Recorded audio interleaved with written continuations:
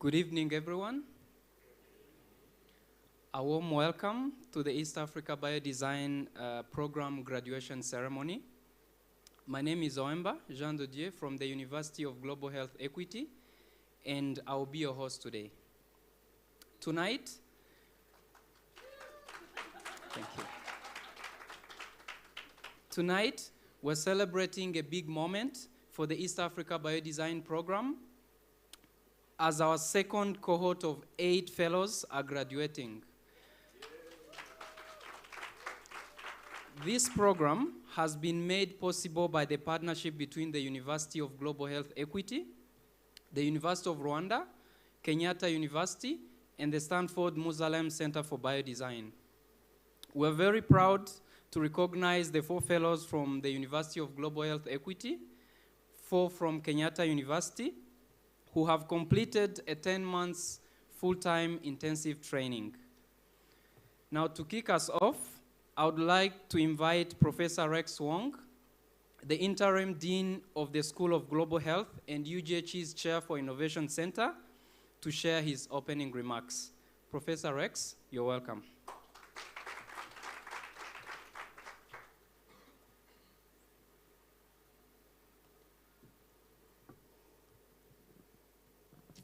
Good evening, everyone. So to our EAB fellows, faculty, mentors, partners, friends who have supported this program, supported the fellow in so many different ways, thank you for joining us and being here to celebrate our graduates. So Amy Schofeifer from the Gates Foundation, she's online joining us. Amy has been the most supportive partners in this program. So without her, there would be no program, and she's been with us from the very beginning. So I would like to take this opportunity to thank her. It's a pity that she cannot join us in person, because if she were here, we would have given her hugs and kisses. But for now, we have to settle for emojis. And then we also have Professor Bernard Kivunje, the registrar academic from the Kenyatta University, leading the whole delegate from Kenya to come over here. So thank you very much. A special thank to the family of our fellows. So you have supported them in this innovation journey. In the last 10 months, you probably heard them say clinical immersion way more than they say I love you. So thank you for tolerating EAB, for taking away the attention from you. And as our fellow graduate tonight, our EAB family is growing. So 3 years ago, we conceived the idea. And last year, 4 fellows graduated. And tonight, we have 8 more joining the alumni network. So our family is getting bigger. And it's actually bigger than these just 12 fellows graduating from the program. As of now, we have 7 GFIT instructors, 35 teachers and mentors, 16 instructors from 15 companies and organizations in the industry across more than 10 countries and 4 universities. So this is the network this program has created, and then you are the network this program has created. So raising a family is tough, and we require a lot of sacrifice. So in the last 10 months, many sacrifices were made. Among all the sacrifices, 2 stood out more than anything else: coffee and Post-it notes. So there's no way we can estimate how much coffee these fellows consumed the last couple months while they're writing ideas on the Post-it notes, stick them on the wall until they ran out of space. And ironically, eventually, you toss 99% of them away. So letting go Post-it note is easier, because letting go idea is difficult. So right now, they're smiling, sitting here, because there were times, there were very tough debates among themselves, and heated disagreement with the teachers, instructors, and mentors. And I'm pretty sure, more than a few times, after intense sessions with Natnil, they went on the website, go to ChatGPT, and ask how to get away with murder. So I'm glad they toss away the ideas like the way they toss away the Post-it notes. So frustration aside, but that's part of the process. And people who argue with you usually are the ones actually supporting you. So this is the network we have here. As we celebrate our graduation today, we are also celebrating the network we have created. And it's also a movement of bringing innovation to the forefront of Africa healthcare. So we're here not just to celebrate, to create a product. We're here to take actions to stop staring at the problem, but to start addressing the problem. So that's why we're here. We try to make healthcare more human-centered and more equitable. So to everyone here, thank you for believing the vision of this program and supporting us with your time and expertise. And I know many of you, you're very busy, so you may not have time to contribute to the effort. So money will be just as good, so we will take it. So, and to our fellows, enjoy tonight. And I mean tonight only, because tomorrow we have more coffee and post-it note for you. So let's officially start our celebration. Thank you.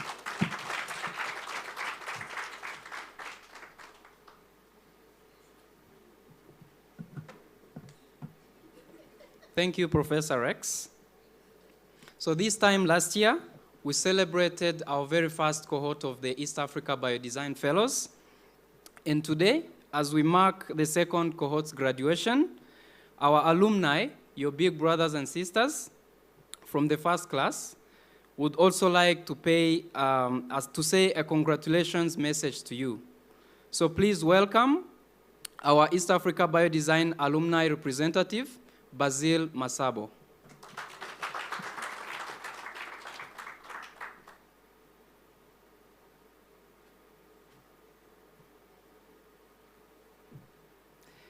Good evening, everyone. It's very nostalgic to be here. Last year, at a time like this, we were seated where you are.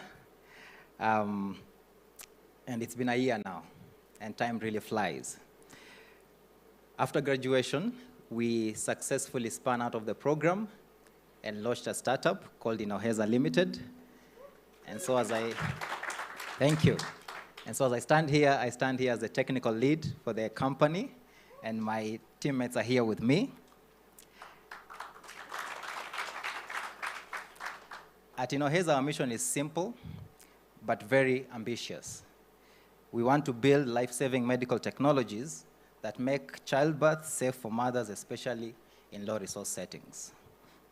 Our flagship innovation is a project to build a uterine suction device that's going to manage refractory postpartum hemorrhage, one of the leading causes of maternal mortality worldwide. Now, I've been asked to give a short summary of our journey so far, and I've decided to put it and summarize it with 4 Ps. So P number 1, product.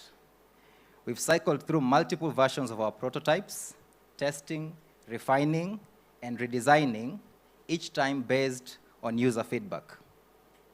P number 2 is people. We've continued to engage our users day by day to deepen our understanding of their needs and how we can support them. That user-centered approach that's the foundation of biodesign has remained our compass. P number 3, proof. We've done bench testing and comparison studies with our predicate devices. We've done animal tissue testing, and each milestone has strengthened our belief that this solution can truly make a difference.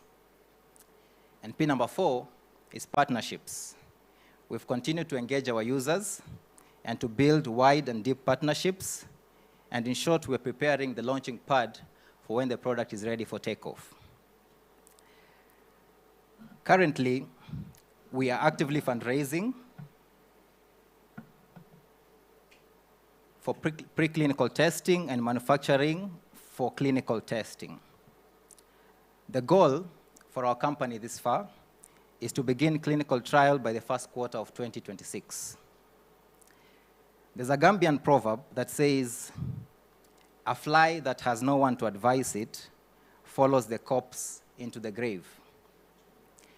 We must acknowledge that we're standing here on the shoulders of giants that have continued to support us and to give us invaluable advice.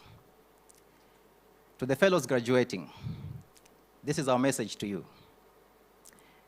Out of all the benefits of this program, I can promise you one thing. You're going to have a still small voice always guiding your path. Anytime you want to build something, you're going to hear this still small voice saying to you,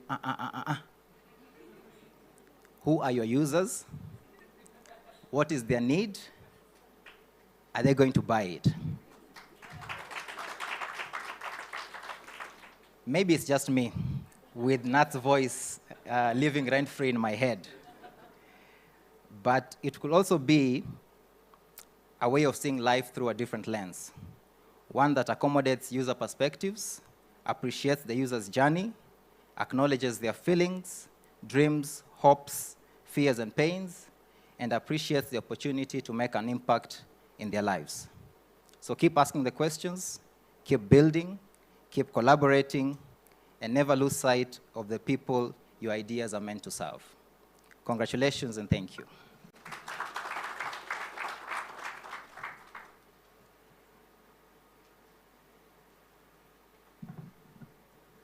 Thank you, Basil.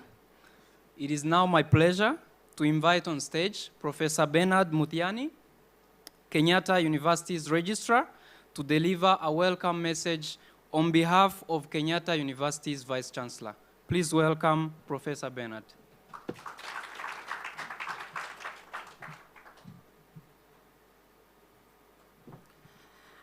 Thank you very much. True, I'm here on behalf of the Vice Chancellor, Kenyatta University. Good evening, everyone.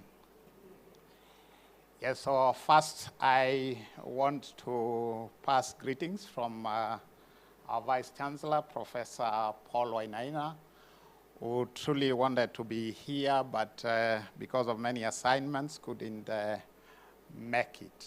So I was requested to represent him. Bernard Kivunge is my name, and as the registrar card, I deal with issues on academics in the university. The Vice Chancellor did not only send me here, but I came with a team, a good team from KU, so kindly allow me to show you this team. Dr. Fidelis Kilonzo, kindly stand. Appreciate him. The principal investigator in this project, Dr. June Madeta, the co-principal investigator, Professor Anthony Wanyoro, Prof, thank you, our faculty, and a TOT, Professor George Otieno, our faculty, and also TOT.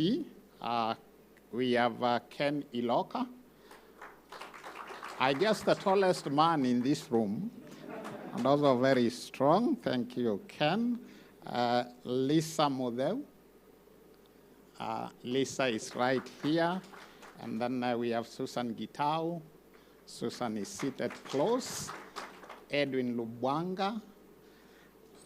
Thanks. Equally strong and tall, Edwin Lubwanga. Edwin Lubwanga. Yes. Then lastly, we have Loginas Okum. Okay. You know, some people might wonder, I'm told this graduation has 8 graduates. So you may think we are very many. Normally in a graduation, each graduate is expected to have about 10 participants. So we are not many. And they deserve even a better crowd. So the other people from KU, Noel Waithaka, is Noel. Noel is with us. And then Jacqueline Wamboi, the administrator who coordinated all of us. Today I have the privilege of sharing with you an inspiring story of collaboration, innovation, and commitment to advancing healthcare in East Africa. This is the story of Stanford Biodesign East Africa program a partnership that has brought together world-class institutions to address critical healthcare challenges in our region. Indeed, we know the challenges we have in our region in the area of healthcare. In 2022, Stanford University, the Center for Biodesign, now Stanford Mausoleum Center for Biodesign, through the local partners, Vilgrow Africa approached KU with an ambitious vision. This vision was to establish a biodesign hub in Kenya. The proposal was to be submitted to the Bill and Melinda Gates Foundation, and this was done after careful deliberation. The partnership brought together 4 key institutions, each contributing unique strengths. Of course, the first was the Stanford Center for Biodesign, a world-renowned training center for health technology in innovators at Stanford University. Of course, with a clear dedication to healthcare outcomes through innovation, education, and policy. And second was Vilgrow East Africa, the ecosystem partner and innovation accelerator that has since 2015 worked across 9 African countries. Of course, impressive work with them that they have done and unlocked huge amounts of funding that has greatly affected East Africa positively. And we had the University of Global Health Equity in Rwanda, building the next generation of global health professionals and serving as a local grantee for the Rwanda component. Then the fourth was KU, our university, which spearheaded this in the Kenyan component. KU had roles in the partnership, which was clearly defined. It's good to understand what was clear for us to do. One was to nominate faculty members to participate in the GFIT program beginning January 2024, and then recruit trainee and train teams of local innovators focused on unmet health needs in Kenya and East Africa. And then we also had to provide teaching and lab space to support the program. And finally, we had to establish partnerships with healthcare facilities for this. These have been done, and we are here to celebrate the great milestones in this area. First, we know there has been successfully trained faculties who we are with here in this area. First was Ken, then we have Anthony and Otieno. So this is very good that we attained those. And then we established a fully equipped and functional design and prototyping mega space lab in KU. This state-of-the-art facility now serves as the innovation hub for our fellows and the future innovators. And thirdly, and most significantly, we successfully mounted the fellowship program at KU in collaboration with the UGHE Rwanda. And then our fellowship team is currently working on something truly impactful, a clinical decision support tool designed to address obstructed labor caused by cephalopelvic disproportion. And let me emphasize the importance of this work. Of course, we know CPD is among the top 5 causes of maternal deaths globally. So it's a good project, which we truly anticipate to see the outcomes. So ladies and gentlemen, what we have achieved through the Stanford Biodesign East Africa program is more than just a successful partnership. It is a testament that what is possible, of what can happen when institutions come together and work as a team, because each of the institutions has unique strengths. So we look forward to continue with this project, and I have no doubt we will see many students graduate. I'm told last year it was 4. Now it's double the number. We are at 8. Seems like what we call an exponential growth.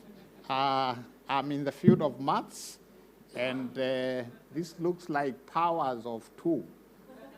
Let's test whether it will happen next year. 2 power 4, 16. Let's aim to go to 16. All the best, and thank you very much.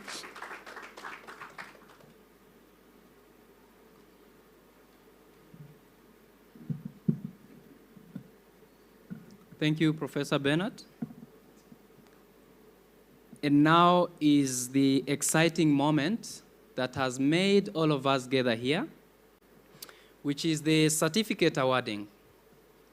And to help us with the award, we have Professor Daniel Seifu from the University of Global Health Equity. Please come on stage. Dr. Krista Donaldson from Stanford University, Biodesign. Dr. June Madeta from Kenyatta University. Dr. Gerard Rushingabigwi from the University of Rwanda. Dr. Christian Gwachirenga from the University of Global Health Equity. And Professor Bernard from Kenyatta University.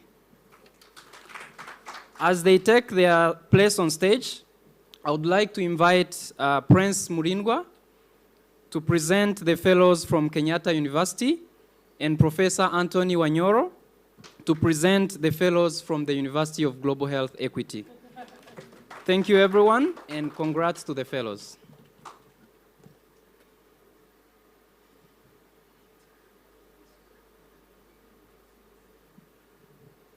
All right, the moment we have all been waiting for.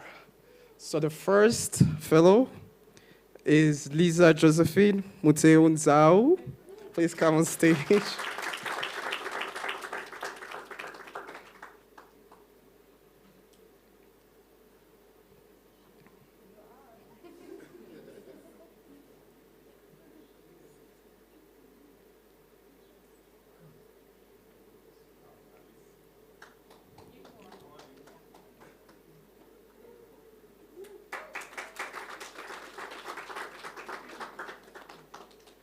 All right, next up is Longinas Othiambo Okumu. When I tell everyone that you're in love with me, congratulations and jubilation. I want the world to know I'm happy as can be. Who would believe that I could be happy and contented? I used to think that happiness hadn't been invented, but that was in the bad old days before I met you. When I let you walk into my heart. Congratulations and celebration when I tell The Kenya team is Edwin Lubanga.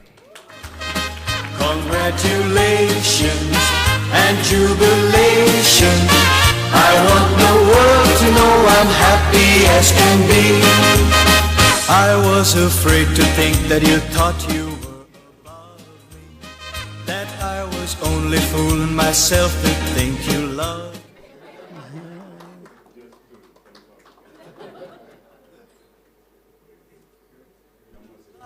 me. You wanted to stay. And now to the Rwanda team, Team Sawazisha. And we'll start with Christelle Graneza, and Mom will take a certificate. I want the world to know I'm happy as can be.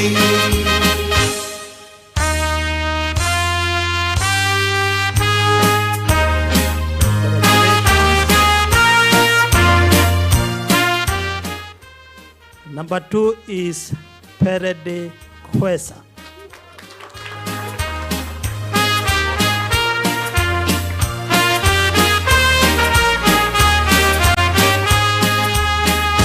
Congratulations and celebration when I tell everyone that you're in love with me. Congratulations and jubilation. Number 3 on the Rwandan team is Melissa Aloch. I want the world to know I'm happy as can be.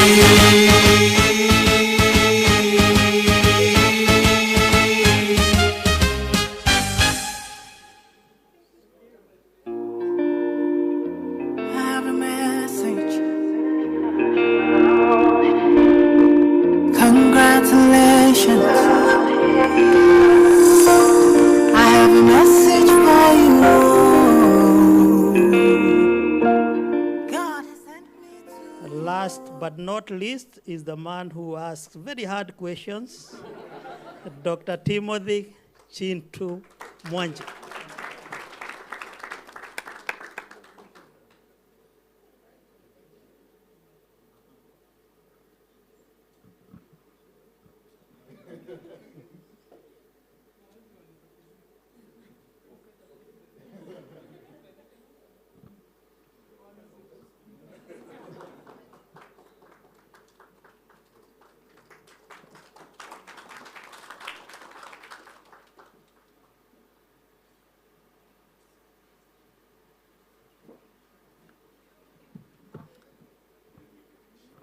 Thank you, everyone. And we would like to extend a very special thanks to Mama Christelle for representing your daughter who couldn't join us in person. And congratulations once again to the fellows. And fellows, now that you've received your certificates, would like to hear from you about your journey. And first, we'll welcome Team Sawazisha from Rwanda. That will be followed by Team Yuvon from Kenya. Team Sawazisha, the floor is yours.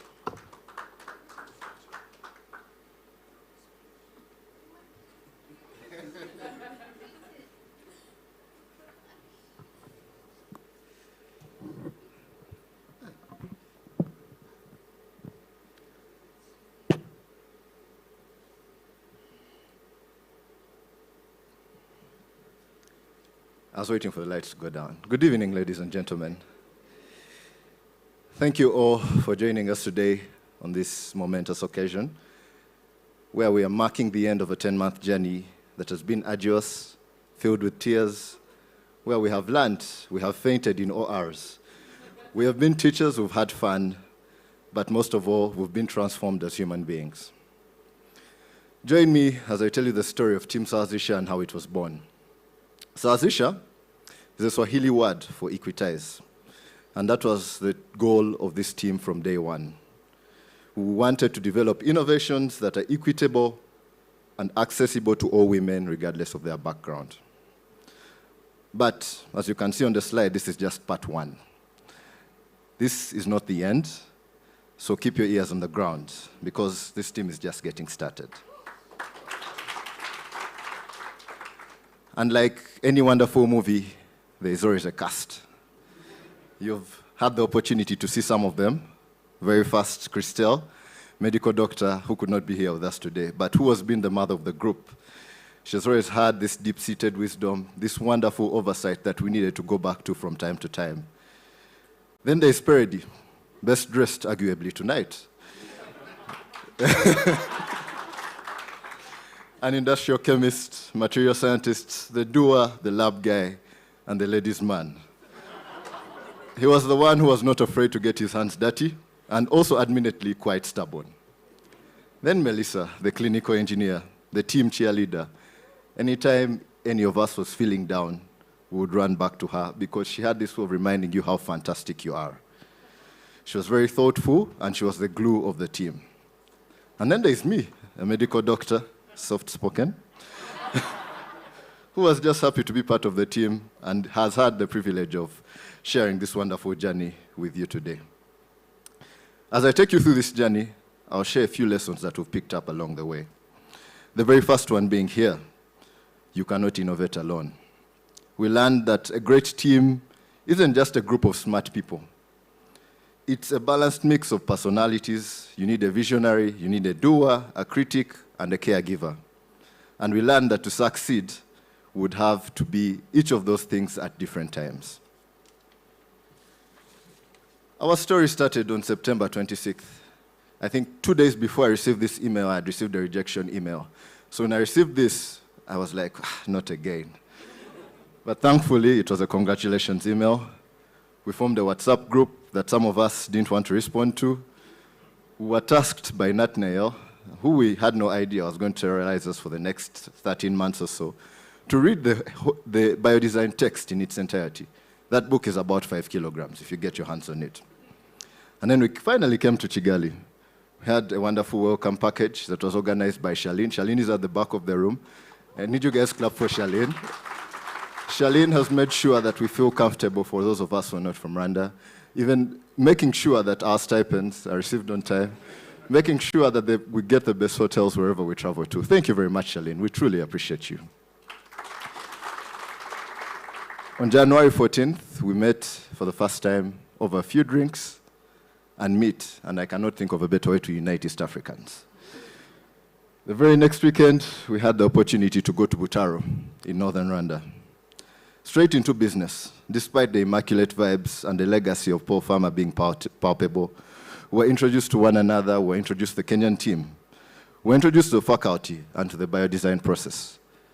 For those that are not aware, this is a needs-driven innovation process that makes sure that the technologies we're building, the technologies we're using in the hospital are built for us and work for us, not against us. We were introduced to the health systems in Rwanda and Kenya and how to identify needs in a clinical setting. And we had the opportunity to go into the community to appreciate how robust the community health care worker system in Rwanda is. At the end, we were tasked to do a wonderful treasure hunt. Rex, we haven't forgiven you for passing by your table 3 times. And you knew the clue was right there, and you looked at us. And Nat, we are still waiting for you to announce Team Southwish as the winners. After a week in Butaro, we were back to Kigali. And were thrown right into the deep end. Here, Peredi and Melissa, who did not have clinical backgrounds, needed to be introduced. And you can see Peredi trying to play around with a stethoscope. I don't know what he was hearing. We went into the communities. We moved through different health facilities from Muhima District Hospital, which is a few kilometers from here, to Eastern Rwanda, Chirehe District Hospital and the health center there, before moving to Kenya, Thika Level 5 Hospital. Here, we spent days, we spent night shifts, we spent weekends talking to health workers, trying to appreciate what their pain points were, trying to follow up the patient and see what was going on. We have a few snippets here of what we saw, of what the mothers and the neonates in our setting experienced, the challenges, where some of the technologies designed to help them actually cause them some kind of harm. Over these 4 weeks, we identified 600 needs. Brothers and sisters, 600 needs. Now, we had to decide which need to go through, which need to work with at the end of the day. And I'll tell you, we had a lot of conflict at that point. The team fought, literally, and I'm being serious. And I think that's where we learned our next lesson. In innovation, you're always going to have conflict, but make sure that conflict is healthy. Because we learned that to equitize, we had to listen, to compromise, and find shared priority. And that filtering through the 600 problems wasn't just an analytic task, where you compare market sizes and cost savings and public health funder priorities. It was deeply human. You had to go back to the people feeling this pain. So somehow, when we had made it through the 600 needs and identified the one need that we thought we could build and work with, we were faced with our next challenge, coming up with a solution to that problem. Here we met Ross. A special shout out to him if he's online. One of my regrets is not having been taught by Ross Ali, and I'm sure all my teammates can allude to that. With this guidance, we entered the innovation phase, brainstorming everything from nanobots to prevent preeclampsia, and suctions and slides for the birth canal to reduce vaginal tears during childbirth. You can see a lot of post-it notes and Rex did mention a lot of post-it notes. I can tell you right now, the idea we're working with right now is not among those post-it notes. We had to go through 5 rounds, 5 iterations of brainstorming, coming up with the wildest ideas to solve the challenge we wanted to solve. And then an interlude. We had the wonderful opportunity to visit Western California. I'm not sure how many in the room have been there. Yeah, we had that opportunity. Where Chipotle and Chiptole became a significant linguistic challenge. We met world-leading faculty, Josh Makoa, thank you very much for the wine testing and your cellar and teaching us that overbaked pizza is not such a bad thing if you made it yourself. The incredibly jolly Fred St. Goa, very wonderful man. The sage of venture capital and Gordon Saul. And Ritu, who during 7 a.m. meetings, we met almost every Friday at 7 a.m. It was 11 p.m. on the Western Coast, was always asking us, so what? You want to solve this problem, so what? Who cares? And we were always going back to the drawing board and fighting. And Timothy is saying, you know, I know this person cares. Melissa says, no, I don't think they do. You're not a woman. Anurag, who we had the unique opportunity to share the dance floor with, and Janine, who sent us to the drawing board, and Megana, of course, who made this trip very wonderful. I got a minute with Mike Musalem, who supports the Stanford Musalem Center for Biodesign, as you can hear, and I asked him what it took to be a great leader. Mike shared that the only way you can become a great leader is by making sure that everyone around you is growing as a leader. Those words have stuck with me ever since, and they echo through as I wake up every morning as I've continued through the biodesign process.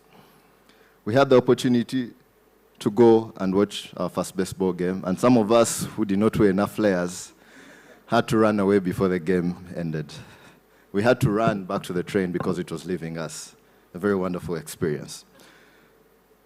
We attended the Stanford graduation, and after that we returned to East Africa. One would expect that after visiting Stanford, you'd feel a lot more inspired. Quite the opposite. We were fighting a lot more. Some of the ideas we had thought of had been dumped by Stanford students over 10 years back. There was a Stanford professor working on a cure for that which we were trying to prevent. So it was really challenging for the team. We had to go back to the drawing board. And the team was especially buzzing with questions. And I think this is a perfect time to thank our faculty. Natnael, Prof. Wanyoro, and Ken, thank you very much for standing with us through the busy nights, giving us direction, and guiding us in this dark biodesign cave and keeping us grounded. So we concluded, or almost concluded, the first part of this movie with an implement bootcamp. We had Mohit, who was buzzing with fresh knowledge as a former Stanford Biodesign Fellow, and Krista, who you have all seen, an absolute guru of getting any product to market. We learned about market segmentation, Potter's forces, and manufacturing. All very foreign concepts to me as a medical doctor. We also had the opportunity to inspire. This was about month 8. We had a boot camp before the Transforming African MedTech Conference, where Lisa and I had the opportunity to share with the rest of the attendees what the biodesign process actually was. It was a powerful reminder that the talent is here within Africa, and was also an opportunity to see what other young people were doing and share thoughts with them on what we thought they could do better. After this, we set forth for our externships, where we have been until just last week. Christelle in Toronto, Peredi at Science for Africa Foundation in Nairobi, Melissa at Amref Africa in Nairobi, and myself at the University of Cape Town MedTech Hub, where we got the opportunity to ask and implement some of what we had learned over the last 10 months. And now here we are, graduating, closing one chapter to start a slightly more complex one. And I'm honestly worried, but I know we shall make it. This program gives me the confidence that we shall make it. To conclude, this journey has been more than just a project. All the 4 fellows from Kigali were born within these 10 months. We got to share birthdays, and Melissa was the glue that made sure everyone's birthday was remembered. We've made lifelong friends. On that, in the bottom right, left there, you'll see that that particular day we ate 2 meals. We had visited the University of Rwanda, and we jokingly asked the professor who was hosting us that, you know, you could buy us lunch. we didn't take it seriously. So we go to the cafeteria, we get our plates. As we're halfway through our meals, he comes and tells us, what are you guys doing? Carry those plates, I have more food for you there. So we had to sit around that table there and finish everything. I kid you not, he made us finish all that food. We've also attended weddings. Christelle, shout out to you. And I'm happy to share that people that started as strangers, one knowing Luganda, another one fluent in Kinyarwanda, and two speaking Kiswahili, are now more than friends. They now make up the wonderful Sawazisha family. And that's our final lesson. This fellowship wasn't just about building a device, it was about building ourselves. During the Identify Bootcamp, Nat shared that we are the product of this fellowship. And as I look around, I am very proud and honored to have worked with the four of you.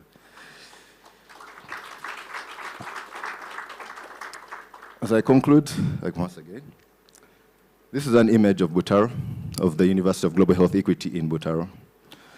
It was captured by Peredy during our first weeks there, and it has become a beacon of excellence in medical education.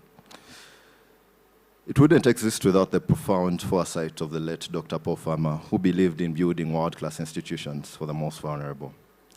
The East Africa Biodesign Program is a direct extension of that same audacious vision. It's not just a fellowship, it's an engine for equity. Equity that ensures that the technologies we build work for us and not against us. It takes that same high-level vision and translates it into tangible life-saving tools. But just like this campus, the fellowship needs fuel. So this is our call to action as a fellows. To the funders, investors, and partners in this room and those that may be joining us online, we're asking you to invest in this program, invest in the next cohort. Help us build 8 other fellows that have bright futures such as these ones. As we take these innovations from prototype to patient, be the partners that help us turn what if into what's next for health in Africa. Ngacharimavaga, which translates in Uganda to so much done, so little done, so much more to do. Thank you very much.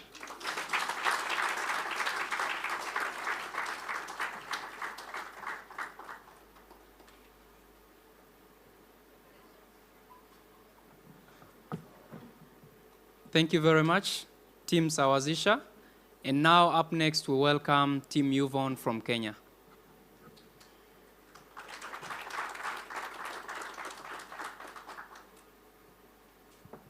Hi guys. After a presentation like that, man, please lower your expectations. So one thing Chintu mentioned is that in the Biodesign program, the product is not what we come up with. The product is the people who go through it. And so in my presentation, I'll be taking you through the process of forming the product and how we have been formed over the past few months. So to begin, I'd love to introduce my team. I'll start with myself, Lisa Nzao, control systems engineer by training, medtech enthusiast, and my job is to make my team look good. We have Susan Gitao, a biomedical engineer and AI expert, the kind that went to school for AI. So we have Edwin Lubanga, sorry, this never gets easier. Edwin Lubanga, telecom engineer by training, serial entrepreneur, and weirdly enough, he was our in-house AI expert on use case. And Longinus Okumu, medical officer, who somehow became an engineer at the end of this process. And to begin, we started on January 13th. This is where we met at the airport, having only met the Friday before to get a briefing of, this is a team, this is what we expect. We're in Rwanda on Monday. Cool? Cool. So we show up, take a lot of pictures, and during one of the earlier sessions, we were tasked to do a brainstorm together. So think about this. You're 4 random people, completely different backgrounds. I mean, you're engineers, but you're not the same engineers, you know? And then you have a doctor. And one thing someone said earlier, I think it was Salsa, if I'm not wrong, you think you've worked in a multidisciplinary team until you've actually worked with people whose very training has them thinking differently than you. So the process of approaching problems is different. The process of solving them is different. And somehow you need to come together and come to a consensus. So during our first a week in Rwanda, one of the things we had to do is team norms, yeah? I think it was that week, yeah? And so we're sat together, strangers in a room, trying to be polite, and we're trying to form the rules that will govern how we'll be working for the next few months. Safe to say, we only followed one of them, and I don't think we've ever looked at that document again. But it was useful, it was useful. So that's how we met, and that's the first picture we ever took. To also introduce our faculty, we have Dr. Ken and Prof. Prof. Anthony, who kept us in check the whole way. So next we started with immersion. This was our first day at the first hospital. We started at Kiambu Hospital, and it was so fresh. Our lab coats were clean. We were all smiles. We were expecting to find needs, you know? We were raring to go. The things we saw. Hey, I remember, I saw my first birthing process. And that day I went to Instagram and I was like, guys, please go thank your mothers for what they went through, because that thing is not easy. I know Edwin only watched one. It's not easy. And at the end of it, we had gone through 4 hospitals, just like Team Rwanda. We had seen so much. We had about 500 needs found. And we're also scarred because our system has a lot of problems. There's a lot of things going wrong. And now we have the chance to solve them. Also, we went to the theater and watched a few cesarean sections. And as you can see, you know, maybe we should be considering medicine as a career because scrubs look really good, no? One of the places we went to was Voi. So we had 3 immersions in Nairobi and 1 in Voi, which is a town near the coastal side. And we used to do night shifts and weekend shifts because with immersion, you need to see what's happening outside of normal working hours. And one funny thing is, on our second night shift in Voi, one of the doctors was like, it was like 2-ish a.m., and we're like, maybe we should go home. And he was like, do you guys know there's buffaloes that walk around here? And we just used to walk home to the hotel. So I think that was our last night shift. We walked home, and one good thing about Voi is I think the registrar, the KU rep has just mentioned the work the KU team is working on, CPD. And funny enough is that observation that led to that product was had at the Voi. So we followed a mother through 3 days of her admission. The first day, she's in pain, but she has a baby. The second day, we find her crying. The third day, she's gone, and so is her baby. And these were some of the things we had to deal with. You're dealing with a person who has feelings, who has emotions. You get attached. You need to detach and look at it from a, what's a word? From a logical standpoint of, okay, what is the problem here? But you're also looking at it from an emotional standpoint of, oh my God, this mother has been through so much. She's going through so much. We still need to ask questions. So this is one of the challenges we had. It's how do you get the information you need while still being human and still getting to solve the problem that you've seen? Another thing, after these very emotionally heavy days, we went out. We decided, okay, it's been good. We've worked. Let's take a break. So we ended up at Tsavo National Park to go see the buffaloes we were so scared of. And after took a short trip. This is the weekend, guys. We didn't miss work to do this.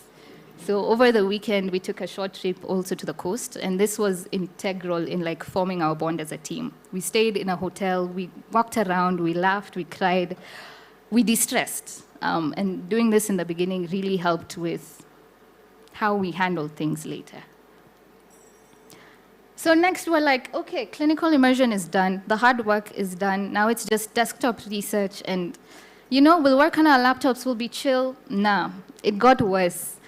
We're always like, after this week, maybe we can rest. We're still not resting now. So this picture was taken during one of our longest nights. We're actually here till like 9 p.m., brainstorming phase, trying to find the right solution to one of the problems. And one interesting thing that happened here is we're being introduced to a undergraduate team that was coming in to try and do the biodesign process in a shorter time. And we're supposed to advise them on what to do. And one of the funny things the instructors said was, guys, you should listen to these guys. They're actual professionals who are doing this for real. So you might be doing it for school, but these are real professionals. And that was so funny because we sat and were like, oh my God, they're actually looking up to us. Like we need to, you know? So that was a defining moment. And of course, coffee. We've had so much coffee. I think the coffee guys at KU know us by name and know us by order. And we have definitely contributed to the GDP of the country. We did our first build, and this was helped by Noel, who was our design studio coordinator. This was the first time we worked together on building something, and it was just a whiteboard, and we ended up using this a lot. Yeah, and then we went into prototyping. And guys, let me tell you, you see, our medical doctor, who was here for medical perspectives, yeah? He started building finite element models. For those who know what that, it's the physics that engineers avoid. And he was trying it so that we could figure out how to solve our solutions. Some of us went back to school to learn how to solder, to learn how to put things together. And this was honestly one of the funnest parts. As an engineer, I was waiting for this part so we could build things. But as a process, it was more, how do we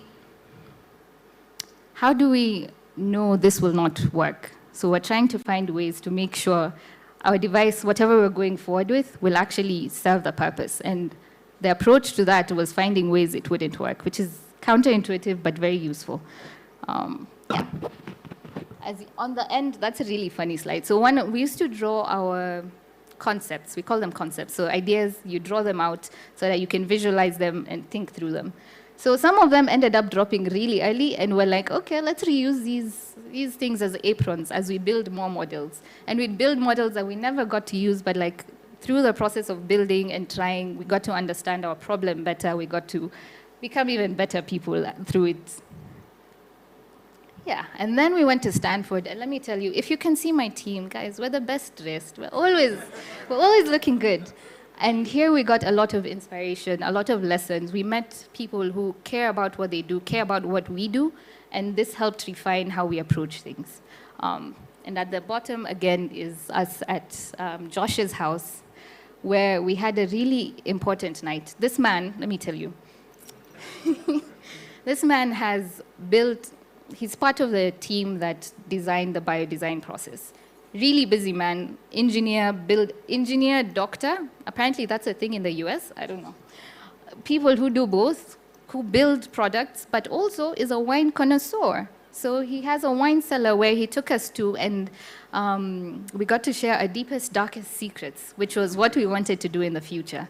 And I think I still have a video of that. That's something that we could look to in 10 years to see if we actually, got to the point we want to. But another thing is he's also a musician. So during the graduation we attended, he was part of the band playing at the front, which is funny because, in Kenya, the big people sit and then everyone else does things. So it was a really good way to see that you can, one, do more than you think you can because you're not busy enough. If you're sleeping for at least 5 hours, maybe you should sleep less.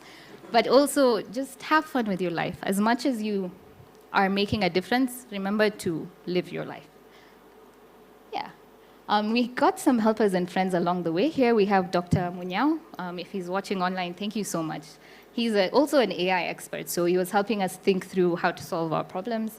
We had visitors from Arc Health who were brought by Prof. This one is a really funny lesson. So we were in the lab one day, and we got a call, and we're told, the VC wants to hear what you're doing.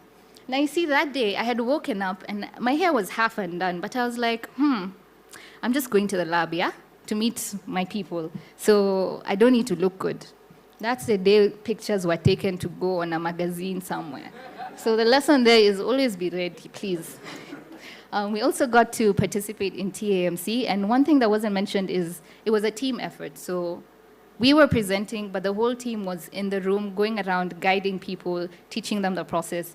And I think that was the most impactful things, to just see how, one, we're learning the process, but you don't really see how important it is until you tell someone about it, and they're like, oh, I wish I knew this. People are 3 years into building their product, and they're like, I wish I knew this in the first year. So it goes to show how important biodesign is. And in the final one, Team Wakanda, chilling with the Rwanda team has always been a privilege for them, Yeah. So this is day N. This was our last day in the lab. Slightly emotional. I don't know if you guys felt it. I was sad because we had come a very long way. We had tried and failed and fought and and here we were older, especially Edwin, wiser, and having had the best of experiences together. And I think one of the main takeaways here is we learned the process, but we weren't better innovators because of the process. We were better innovators because we went through it together. We learned from each other. We got feedback from each other that was, you grow, you learn, you cry, you move on. And yeah, so after our last day, we went on to externships. So Edwin was in Revital Healthcare in Kilifi, which is a local manufacturing plant for syringes. And some of his takeaways were mtoto anakuja, which is on his shirt, which has been a clarion call for us. So mtoto anakuja. That's in English, it's the baby is coming. So then we ask ourselves, so what? So why does that matter? And then if you find out what matters, then who cares about it? Because if you don't answer those questions, you're not really solving a problem and solving it well. Yeah, so here are some takeouts from him. Kilifi was amazing, apparently. Susan was at AMTZ in India, where she learned a lot about the testing that goes into building a device. Sorry. Edwin is also now a quality assurance expert, if you ever need quality stuff. Susan learned a lot about testing and exploring the city as well. So if you ever need an expert in India, the culture, and testing medical devices, look for her. Lonji was also in AMTZ, going through some surgical teams, as well as from ideation to manufacturing of devices. Apparently, he looks like a YouTube channel guy, so take some pictures before you leave. And myself, I was in Cape Town with Impulse Biomed, became a pro surfer with 2 lessons, and I really think this is the future of networking, guys. So just to have some of our takeaways, man. We went from strangers to lovers in 301 days. And it wasn't just lovers of each other, as friends, guys, as friends. It was lovers of the process. It was lovers of the needs that we know Africa has, and lovers of the knowledge that we can actually solve our problems and solve them well. And that we're not building solutions just for Africa. We're building solutions that are useful globally. They're not just for us, they're for everyone, but they're contextualized for us. So yeah, if you meet one of us along the way, please give us a hug. We're really tired. The process is still not over. We have 2 teams coming out of the process, and hopefully our projects get to the people who need it the most. So yeah, thank you so much.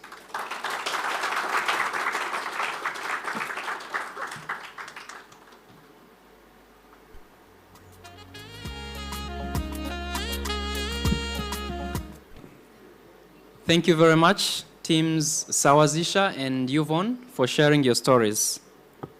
It is now my biggest pleasure to invite our keynote speaker, Dr. Krista Donaldson, to deliver her graduation address.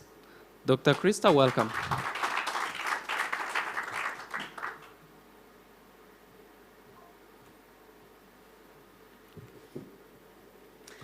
First of all, our fellows and their journeys are the keynote, so congratulations.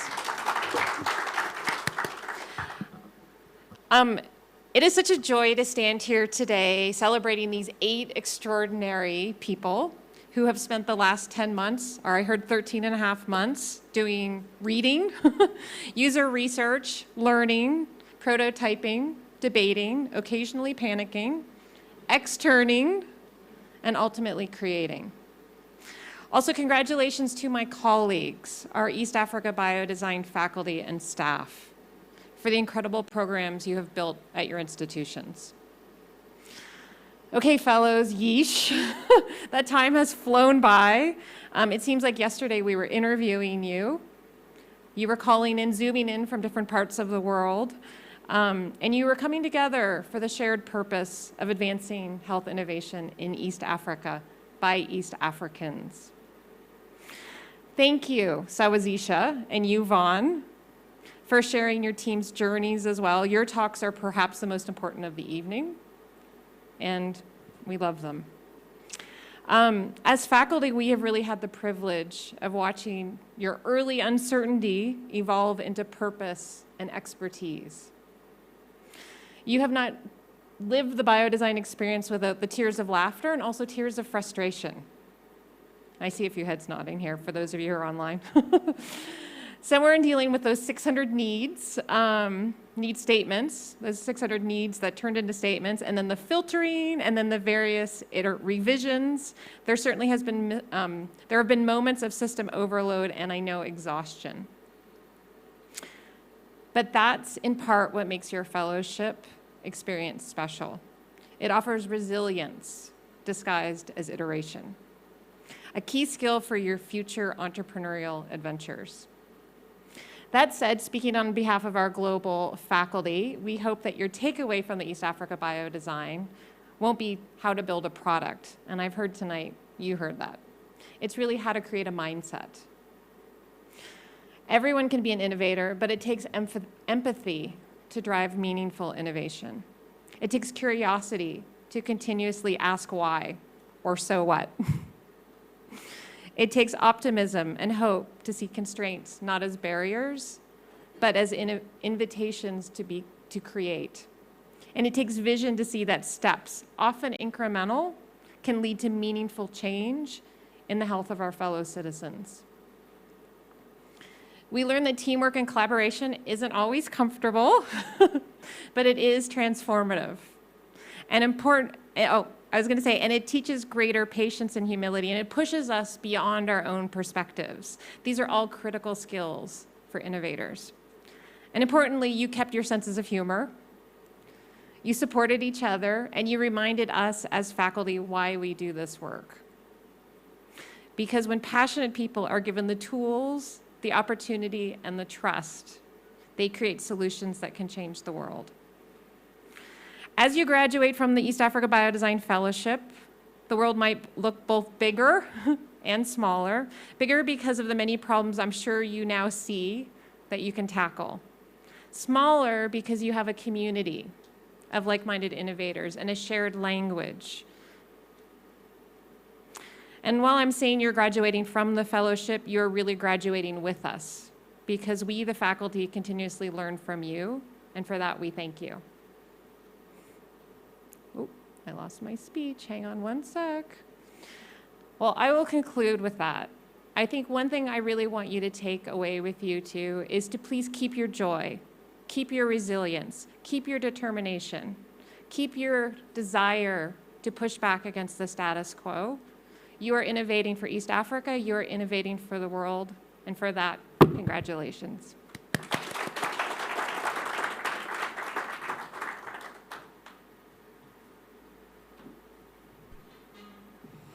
Thank you, Dr. Krista. We're approaching the end of our ceremony, and to close it off, I would like to invite Dr. Fidelis Kilonzo from Kenyatta University to deliver his final remarks. Dr. Fidelis, the floor is yours.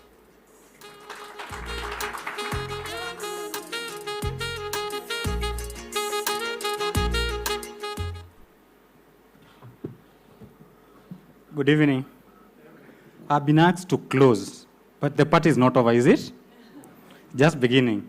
I am Fidelis Kilonzo. I come from Kenya, and in Kenya we have protocols. And mostly those who come at the end, they work on the protocols that have been laid. Unfortunately, there were no protocols laid here, so I don't know what I'm writing on. But just to say that in conclusion, we are extremely grateful. So I'm going to stand here and say a few words of appreciation. I know call it a vote of thanks because there are no votes to be cast, but I want to appreciate a few groups of persons who have really made this journey successful. One, I want to appreciate the funders, the Gates Foundation. In particular, I want to mention Amy and Kate. They have been extremely grateful from when we started in 2022. They have worked with us. They have corrected us when we were wrong in our budgets, in our reporting, and they have been very, very patient with us. I want to appreciate the academics, institutions, the partners, Stanford, who were mentoring us and grant funding for this project. I want to appreciate UGHE and KU. You know, it's interesting. I don't know whether you got the news that now we are the premier university in Kenya. Did you? And in extension in the region. So it is quite interesting that a small university of, I don't know, how many are you? 100 students in UGHE is able to mentor a university of 80,000. I still am not able to understand that. But thank you very much, UGHE, for the support that you gave us, especially in the initial stages. We have also the University of Rwanda. Thank you, Gerard, and your dean. We went there and we were able to get the guys who got 2 meals. We also did the same. You're not alone. Thank you, University of Rwanda. In this university, there were management in the university, and thank you, Registrar, on behalf of the VC and the President for UGHE, because without their support, without approving your funds, your stipends, you'd definitely be dead now without food, right? The faculty in the 2 universities, the PIs, Rex, June, thank you, Krista. The people who have been behind the scenes, the support staff. We talked about Charlene. We also have our Charlene in Kenya. We have Noel and Wamboy. If you can just raise, they can see. Thank you. We do appreciate you, and I'm sure the fellows, when they were in Kenya, they were taken care of. Thank you. I want also to appreciate the ecosystem. I don't know whether Vilgo is here. I'm sure they are online. Vilgo actually are the ones who brought this program to KU. I remember sitting down with June and Wamboy and Ken, and then we were able to walk through the process, and we are very happy. We also want to thank the healthcare facilities where you guys went. If it was not then for those hospitals hosting you and allowing you to watch those processes that gave Edwin a scare, then of course I don't know what we'll be doing here. We have the host who allowed you to go for the externships. All of you went to different places, Kenya, India, SA, Canada. We appreciate those people because they hosted you, even for the facilitation to get there. There are service providers for you to be able to have those sticky notes. They came from somewhere.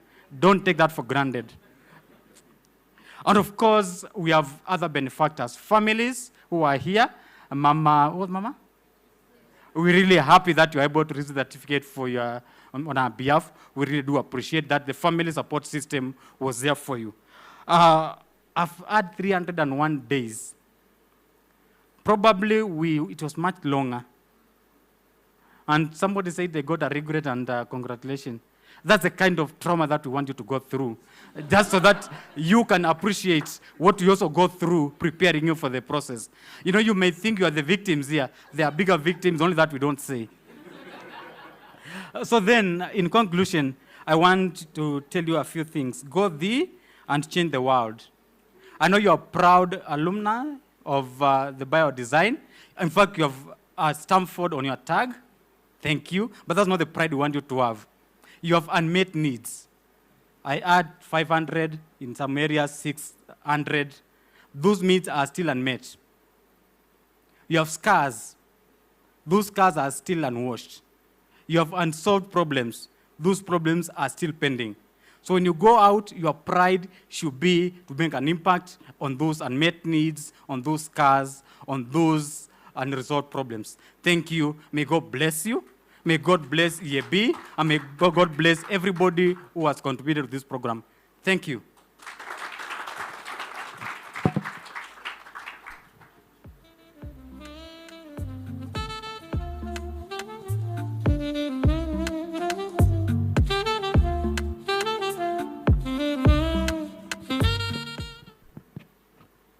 Thank you very much, Dr. Fidelis. And that brings us to the end of our ceremony, and would like to extend a very big thank you to everyone who has been able to join us in person and those following us online. And just mentioning that your presence means a lot to the program and to our graduating fellows. Thank you very much. And to close it off, I would like to invite everyone, including the fellows and everyone in the room, to please come on the front for a group picture.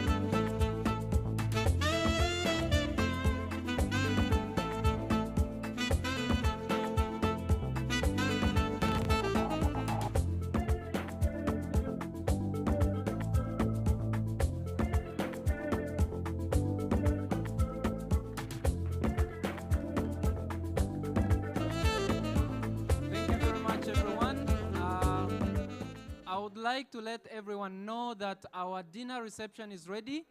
Please head out of the room and you will be guided on where to go. And for the fellows, please stay behind. And the fellows and the family, please stay behind. Charlene has a message for you.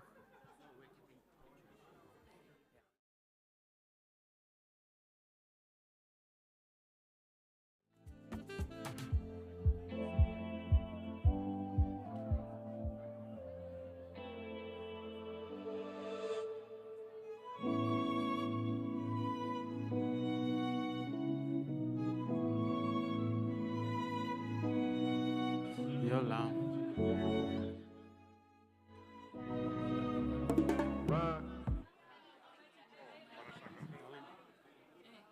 Wow, no.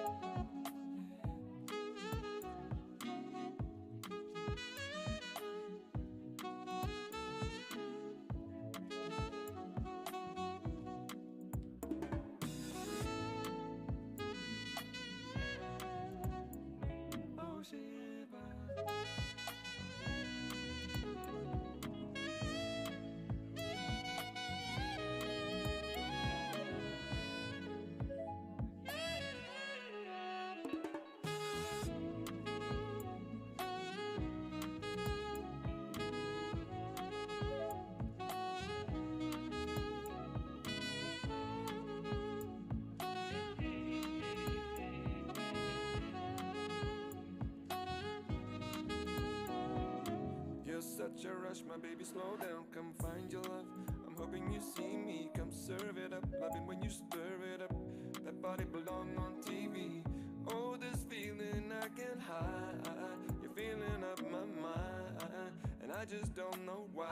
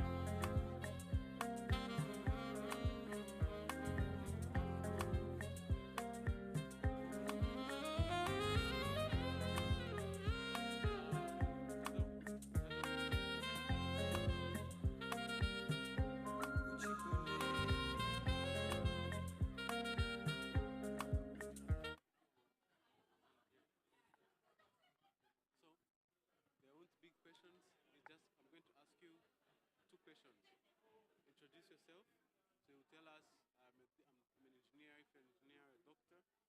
And then you immediately tell us what this program is going to help you in your future career, your path, and what you have learned. It's a bit of a just one take. Oh, one take? No. You really believe in me this time? I do.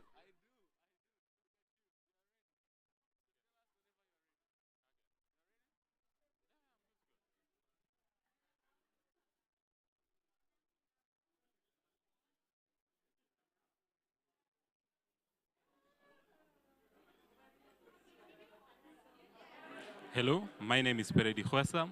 I'm a material scientist and industrial chemist from Kenya. I have been privileged to be joining the East Africa Biodesign program, graduating today in Kigali. This has been a wonderful program, and it is going to open the expanse of what we could do for the African continent, especially when it comes to innovating medical devices or innovating for people who are in under-resourced conditions. I'm quite happy that this program has been able to equip me with a needs-based sort of analysis of the African continent. And I'm quite happy that I'm going to join in contributing positively in improving equity and also bringing new innovations and technologies that will help the network. Thank you very much.